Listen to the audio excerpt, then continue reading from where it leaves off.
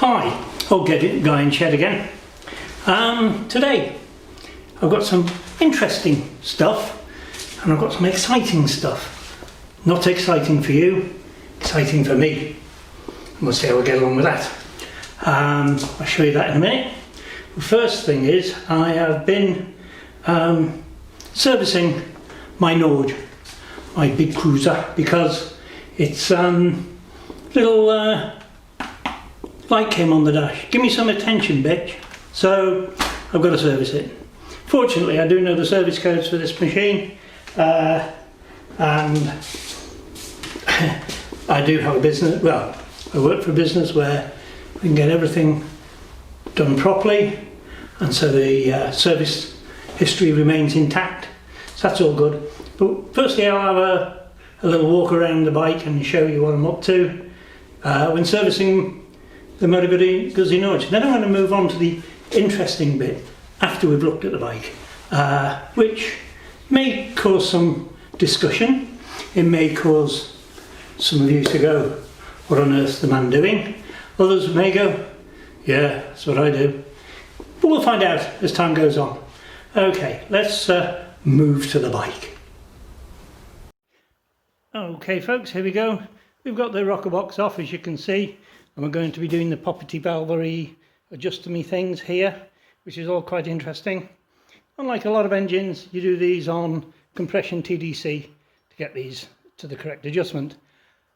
The 4-valve head as opposed to the 2-valve head is a bit more finicky, because although these have the same adjustment, they're on the one rocker arm, which means you can get one sloppy and one tight, which is kind of a bit cranky really. So you've got to be aware of that and sort of deal with it. So having new oil filtery things here, which is quite good, make it nice and squeaky clean inside.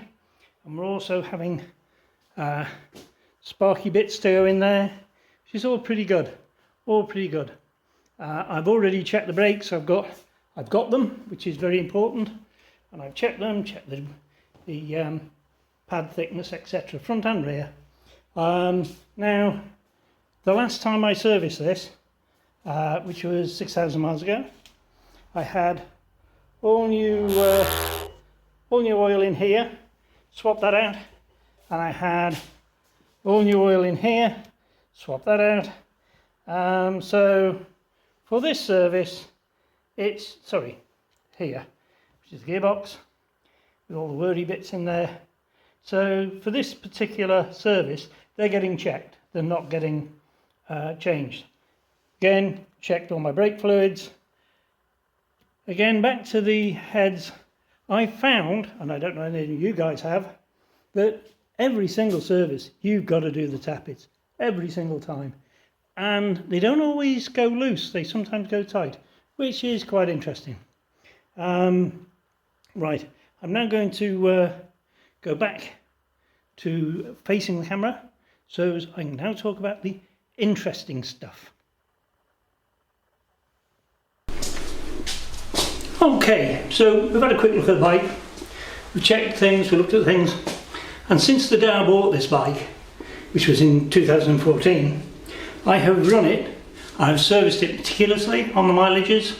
I have always run it on this. This is the recommended oil. It's the Agip or ENI 1060 oil, recommended by these guys. So, stuff to put in your bike. So I thought, up until this year, couldn't find anybody that sells it. I got in touch with the UK importer, not doing it anymore. They're not selling enough of it, so they've just stopped bringing it. I could have a huge barrel of it, you know, the big proper, yeah, huge barrel. And it only cost me £2,500.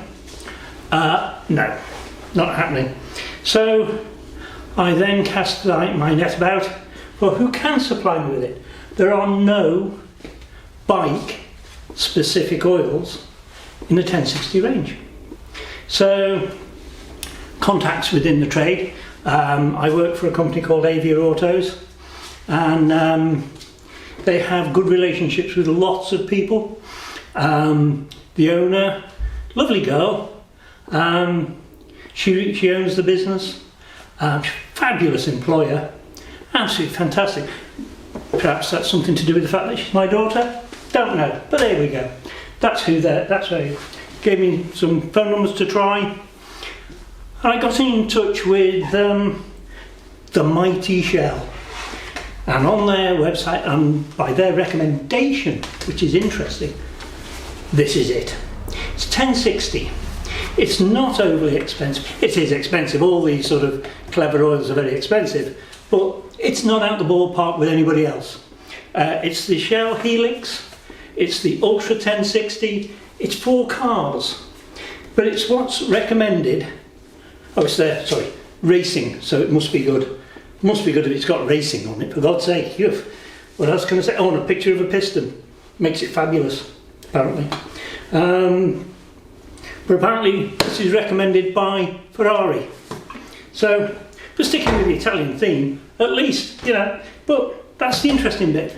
That nobody's bringing this stuff in, but this stuff for cars is recommended for and Shell recommended. So they must have had permission to do that. So I'm very comfortable replacing the Italian oil with Royal Dutch Shell. But it's probably made over here anyway, so there we go. So that's the interesting bit. Anybody's thoughts on it? Because I did look on the internet for quite a long time, trying to find out who did what and why.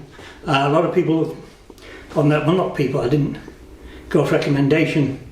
I'm very wary of forums, so I do my own research as well as looking at forums. I don't mistrust them totally. They're very interesting places. They're forums, that's what they are, for God's sake. So, looking through it all, I saw a lot of people looked at Motul, and a few people using Silkaline and the Fuchs products. It's all very good, no argument, but there was no actual recommendation. I looked at the Castrol stuff. No actual recommendation that I could find. If anybody else has found it, awesome, let me know, and I'll modify it in the next video. But this is the only stuff I found. Now, I'm not endorsing it, because this is still brand new and has never been in the bike yet. So all I can say is this is what I'm going to try. Hope to God it works okay. There you go, because I like my engines, and I try to treat them with some sort of bloody respect. So there we go. So that, as far as I can tell, is the interesting stuff over with and done with. I'll just get these out of the way, excuse me. And now for what can be described as the interesting stuff in my mind. I've never done this before. What I'm about to do, I have never ever done before. So here we go. This is a first. It's an unboxing. Okay, I did do a bit of an unboxing with wheels, you know, rims for my Falcone. So I'm back to my trusty snap-on knife. We knew what we were getting, and we knew what we were dealing with. It was a rim, for God's sake. Pretty easy to deal with. This, on the other hand, much more exciting, much more interesting, and possibly for me, a little bit more scary, because this is something, we are now going into uncharted territory for me, completely uncharted territory, and you're going to join me on this journey of discovery. I have bought myself a very spectacular helmet cam. How's about that, girls and boys? A helmet cam. It's the Innov. Don't know anything about them, chatted to the guys, seems really nice, gave me a lot of information, and I'm hoping this is going to be a feature for future videos on the array of motorbikes, and to do other stuff with that I can enjoy. I mean, this is absolutely big time for me. I mean, let's face it, when it comes down to technology, I'm something of a Luddite, has to be said. I am something of a Luddite. But wow, look at the size of that. That's mahoosive. Not. I hope small is going to be beautiful. As far as I'm aware, there's a little panel here where I stick in the microphone, because I did talking to the chappie at the thing. He said he said if I'm going to do any of this sort of stuff, it might be an idea to have an external mic. When I say external, I mean fitted into my helmet, because it does have its own microphone fountain, but you don't get much of a reception when it's the gadget stuck in your pocket, as it were. So I've got this, which is the external mic, which is going to be fun. The reason I chose this one, I mean, there are lots of cameras. I didn't like the GoPro, this great big box on your head, wherever you want to put it. And there's lots of other ones. There's the Ghost, is it? Something like that. And that's like a big lump on the side of your helmet. The reason I went for this is, this goes in your pocket. This is the business end. You have to plug a battery into it separately with this little doobry, which is okay. I can live with that. I can live with that. But all you have on your helmet is that. Isn't that marvellous? Tiny little thing that sits on the side of your helmet there. So, yeah, I'm thinking that would be a good thing to do. I've got no idea how you orientate this. You've just seen me unbox it, so I might have to do the sensible thing and read the instructions. Nah, I ain't going to read the instructions. I'm just going to stick it on how I go. Nah, the hell with instructions. But as you can see, that is not going to be intrusive. That is not going to be intrusive. That is going to be a little bit of good kit in it, eh? Good kit. So we'll have a go at that. So this time next week, you might be getting my first on the road commentary of how this lot bloody works. That'll be good, won't it? That'll be really good. And we'll see how it goes. Interesting shit. There we go. So that's my exciting news. That's my interesting news. Really speaking, I've not got a great lot more to say today, because, to be honest with you, I'm kind of itching to go and play with my camera and see how it all works and get it going and stuck on my helmet. And then we can have a play with you guys to see what you think. I mean, I'm just opening boxes here at the minute. Oh, I've got a sticky pad and a clamp. Oh, that'll be good. I'm sure that'll be really good. Like I say, this is my foray into the world of helmet cameras and dash cams and filming crap on the road that seems to be plenty of. So if you really want to see what's going on with this, you know, press the subscribe button so you can hear more of this rubbish, and how I'm getting on with my motorbikes and how the world's going. And if you like what you see, press the like button as well. Maybe even that little bell thingy, which allows you to get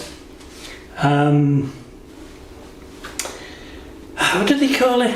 You know, notifications that this idiot's back on the game and doing videos for you. We'll have to see how that one goes. Really, we'll have to see how that one goes. Like I say, push them buttons and we'll have more interesting stuff for you. Okay, that's me finished for today. Very short video, because I'm like a kid in a sweet shop at the minute and I want to go and play with my new toy. So you lot can bugger off and I'll bugger off and play with this. Take care, guys.